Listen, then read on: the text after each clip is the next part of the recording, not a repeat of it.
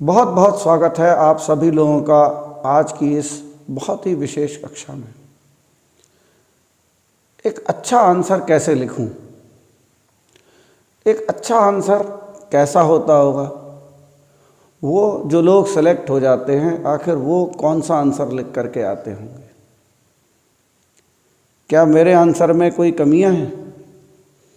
मैंने जो आंसर लिखा है उसमें मुझे कमियां बताइए। ऐसी सैकड़ों दसियों रोज़ मेरे पास क्वेरीज आती हैं और शायद यही बात आपके जहन में भी होगी।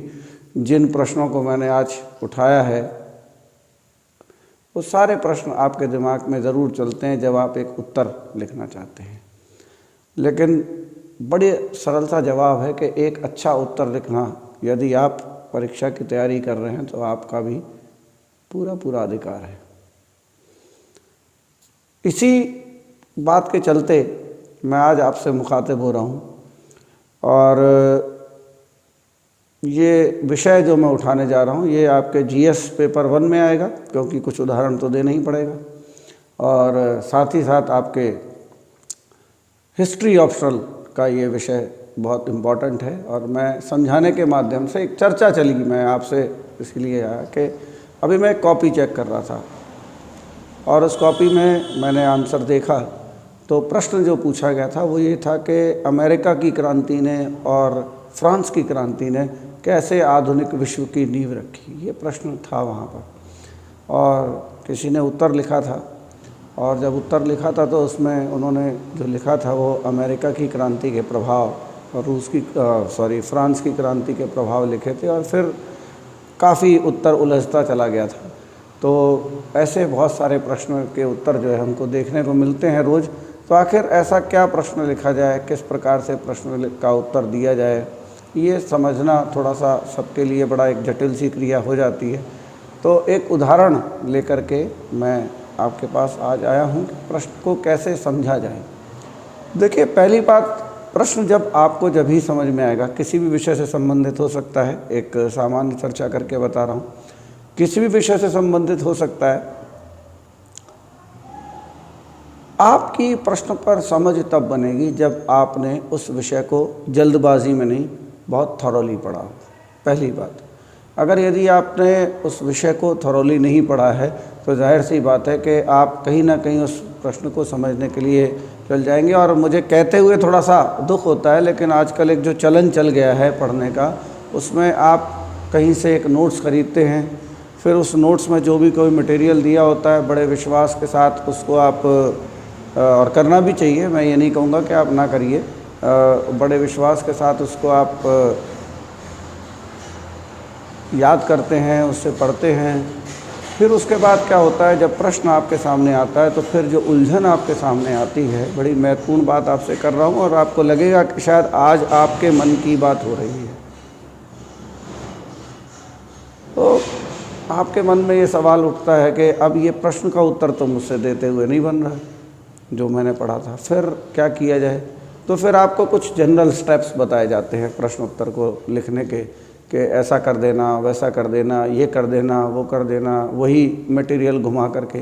देखिए, ये सब बातें इसलिए हैं क्योंकि जो भी कुछ आपने लिया है उसमें उस विषय वस्तु को कवर किया ही नहीं गया है जिसको किया जाना था। आंसर राइटिंग अपने आप में एक आर्ट होती है। कुछ लोग जाने अनजाने में इस आर्ट को पकड़ जाते हैं, कुछ लोग इस आर्ट को सीखते हैं और कुछ लोग आर्ट हासिल नहीं कर पाते। इसलिए ज्ञान होने के बावजूद भी विषय का कई बार लोग अच्छे उत्तर न लिख करके असफल होते रहते हैं। तो अब तक जो मैंने बात की वो सब आपके मन में चलने वाली बातें थी उत्तर लेखन को लेकर के। अब एक उदाहरण लेता हूँ मैं। सपोज़ कीजिए कि आपने मुग़ल कला पढ़ा। मैं मुग़ल कला की बात इसलिए कर रहा हूँ क्योंकि जीएस पेपर 1 में भी है तो वहाँ भी आपके काम में आएगा, और हिस्ट्री ऑप्शनल का भी है तो वहाँ भी आपके काम में आएगा। हिस्ट्री ऑप्शनल पर हम एक बहुत अच्छा विषय, एक बहुत अच्छा कोर्स बहुत जल्दी चालू करने वाले हैं, और बहुत ही अपने आप में एक अद्वितीय तरीके का वो कोर्स होगा जिसमें बहुत सारे ऐसे फीचर्स होंगे जिसको आपने पहले किसी कोर्स में नहीं देखे हैं। वो मैं आने वाले समय में आपको बताऊंगा 2-3 दिन बाद। अभी जिस विषय पर हम लोग बात कर रहे हैं वो आप अच्छे से सुनिए। तो मान लीजिए एक प्रश्न उठाते हैं, और वो प्रश्न हम उठाते हैं कि हुमायूं के मकबरे में, या इस तरह से भी उठा सकते हैं, दोनों तरह से बताता हूँ। हुमायूं के मकबरे में अकबर और शाहजहां दोनों की कला का सम्मिश्रण मिलता है। या यूँ प्रश्न उठाते हैं कि हुमायूं का मकबरा ताजमहल का पूर्वगामी था। अब इन दोनों प्रश्नों की जो रास्ता है या जो समझ है वो एक ही तरीके की है, बड़ी एक ही तरीके की समझ पर ये टिका हुआ है आपका। बट उत्तर लिखने के दृष्टिकोण से दोनों प्रश्नों की भाषाओं को आपको अलग तरह से बनाना पड़ेगा, ख़ास तौर से जब आप ऑप्शनल का उत्तर लिख रहे हैं। जीएस में फिर भी चल जाता है, लेकिन आप देखते होंगे जीएस में एक एवरेज किस्म की मार्किंग कर दी जाती है। अगर 10 नंबर का प्रश्न है सपोज़ कीजिए, तो आपको 4.5 नंबर दे दिए, 4 नंबर दे दिए। तो कई लोग पूछते हैं कि सर मार्क्स को बढ़ाया कैसे जाए। तो मार्क्स को बढ़ाने के लिए देखिए, सबसे पहले जीएस में आपके लिए अगर 125 नंबर का प्रश्न है तो बहुत ज़्यादा स्कोप नहीं होता, आपको मूल विषय वस्तु को पकड़ के सीधा उस पर आना होता है। सारी बात चलते चलते बताता जाऊंगा मैं जहाँ भी है। अभी हम विस्तार से बात करते हैं थोड़ा सा इस प्रश्न को लिखने पर, और सुनिएगा बहुत ध्यान से। तो अब जब हम इस प्रश्न को लिखने के लिए जाएंगे तो पहले हमारी समझ कहाँ तक डेवलप होनी चाहिए ये हम समझेंगे कि हमारी समझ कितनी है। तो समझ ये है कि आपको संपूर्ण मुग़ल कला का पहले पूरा ज्ञान होना चाहिए। अगर आपको संपूर्ण मुग़ल कला का अच्छे से ज्ञान नहीं है तो फिर इस प्रश्न का उत्तर देने से आप चूक जाएंगे, और जो कुछ आप इधर उधर से बटोर के लिखेंगे भी वो आपको उतने अंक नहीं दिला पाएगा जितने अंक आपको सिलेक्ट होने के लिए चाहिए थे। समझे ना? तो इस बात को बहुत अच्छे से पहले मेरी समझ लीजिए। तो सबसे पहले आपको क्या करना है कि संपूर्ण मुग़ल कला की जानकारी आपको होना चाहिए, आपके पास जो भी सोर्सेज हों। और अगर आपके पास सोर्सेज नहीं हैं, आपको नहीं पता लगता भाई मैं कहाँ से पढूं, तो मेरा नंबर मैं आपको दूंगा, आप कॉल करके कोई भी इंक्वायरी आप कर सकते हो आंसर राइटिंग को लेकर के। तो अब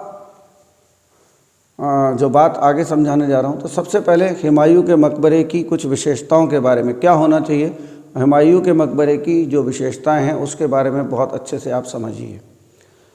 ठीक, अब आप देखिए कि फिर ताजमहल की जो विशेषताएं हैं वो कौन कौन सी हैं। अब आप देखिए कि दोनों की कौन सी विशेषताएं आपस में मेल खाती हैं।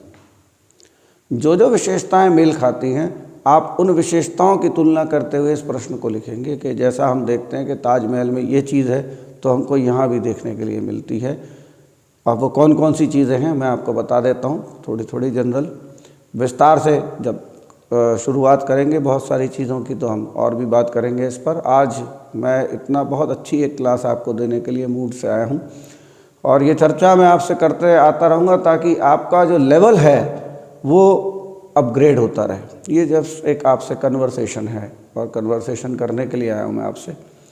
मेरा उद्देश्य आपको बहुत कुछ समझाना है इससे, तो आप समझिए इस बात को।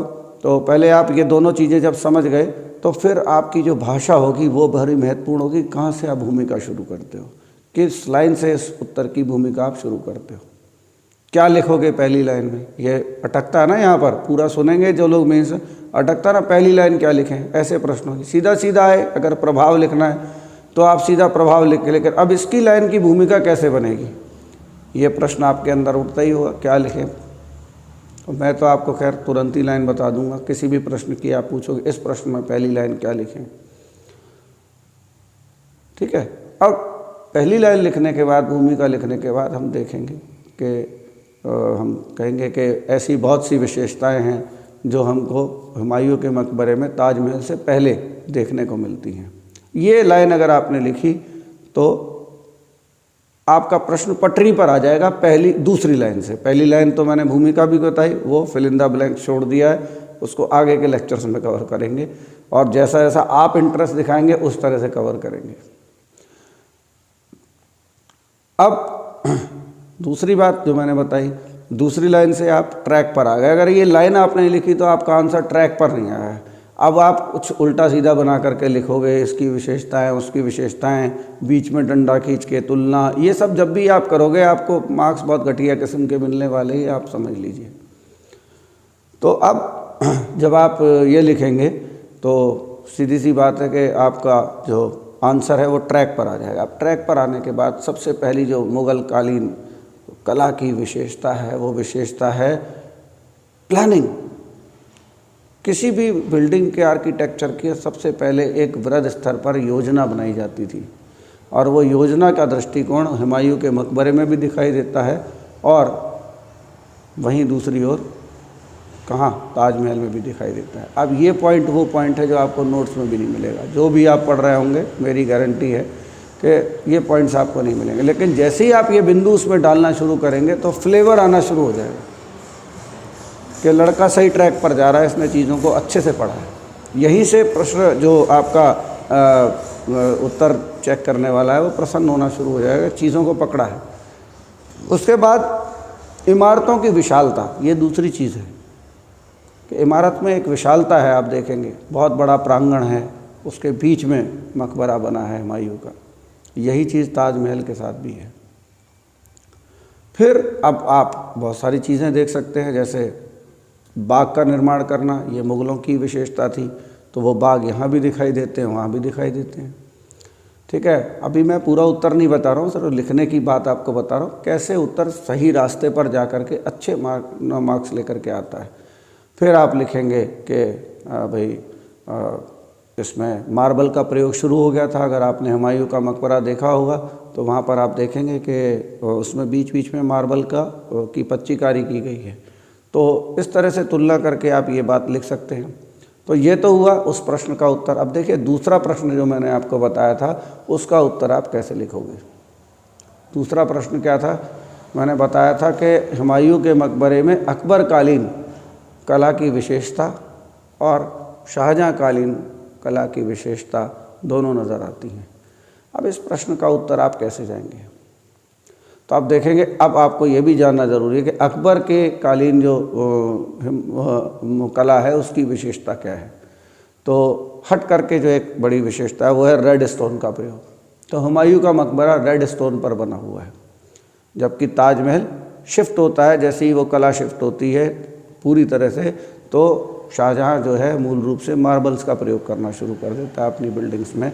वाइट स्टोन का प्रयोग करता है, सफ़ेद संगमरमर का प्रयोग करता है, ये लाल बलुआ पत्थर का प्रयोग करते हैं। तो ये एक बड़ी मैंने बात बताई आपको कि अब ये उत्तर इस तरह से चलना शुरू हो जाएगा। अकबरकालीन विशेषताएं आपको दिखाना पड़ेंगी।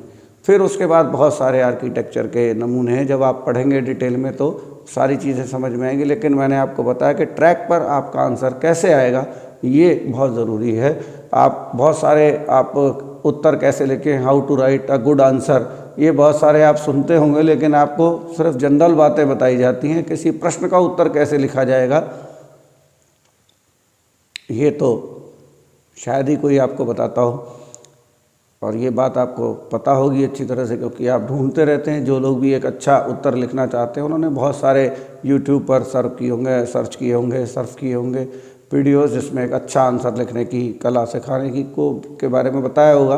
वो भी अपनी जगह अच्छा बता रहे हैं, मैं ये नहीं कह रहा, लेकिन हाँ मैंने जो बातें बताई वो बड़ी अपने आप की यूनिक हैं। और यूनिक सबसे बड़ी बात यह है कि आपका प्रश्न का उत्तर उस रूप में ढला होना चाहिए जिस रूप में आपसे क्या पूछा गया है, प्रश्न पूछा गया है।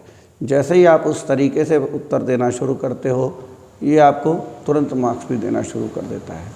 तो आपकी कोई भी क्वेरीज हों इस सब चीज़ों को लेकर के आप मुझे बताइए। मैंने बताया कि हमारे आंसर राइटिंग कोर्सेज जो हैं वो चल रहे हैं, जीएस में चल रहा है, सोशियोलॉजी में चल रहा है, हिस्ट्री में चल रहा है, हिंदी साहित्य में चल रहा है, और सोशियोलॉजी का जो कोर्स है पेड कोर्स वो भी चल रहा है, और हिस्ट्री का एक बहुत अच्छा कोर्स हम बहुत ही जल्दी लॉन्च करने वाले हैं जो अपने आप में बहुत एक्स्ट्राऑर्डिनरी होगा, जिसमें बहुत सारे क्वेश्चंस के आपको आंसर्स दिए गए होंगे, ये सारी चीज़ें होंगी। अब बात जो मैं बता रहा हूँ ये कि अगर आपको आंसर राइटिंग से रिलेट कोई आपकी इंक्वायरी है तो आप मेरे दिए हुए इस नंबर पर कॉल कर सकते हो। ठीक है, पूछ सकते हो, अपनी जिज्ञासाएं शांत कर सकते हो। ठीक है, किसी भी कोर्स को यदि आपको ज्वाइन करना है तो फिर अब जो दिए हुए नंबर हैं इन पर कॉल करके आप पता कर सकते हो। तो आपका आज का ये सेशन जो था मेरे दृष्टिकोण से तो बहुत अच्छा था, और बाकी आपके रिव्यूज़ बताएंगे कि आपको कितना लाभकारी लगा। कमेंट करके ज़रूर बताइए, अच्छा नहीं भी लगता है तो भी बताइए, और मैं आपके कमेंट्स का बड़ा बेताबी से इंतज़ार करूँगा। और फिर उसके बाद दोबारा मिलता हूँ फिर एक उत्तर के साथ में, और भी कई तरीके से विभिन्न विभिन्न रूपों में बोर्ड पर समझा करके, लिख कर समझा करके, कई तरह से आपको ये सारी चीज़ें मैं समझाऊंगा। अगले वीडियो में मिलने से पहले उत्तर लेखन पर ध्यान रखिएगा, किस पर, उत्तर लेखन के अगले वीडियो पर मिलने तक मैं आपसे अलविदा लेता हूँ। फिर मिलेंगे, नमस्कार।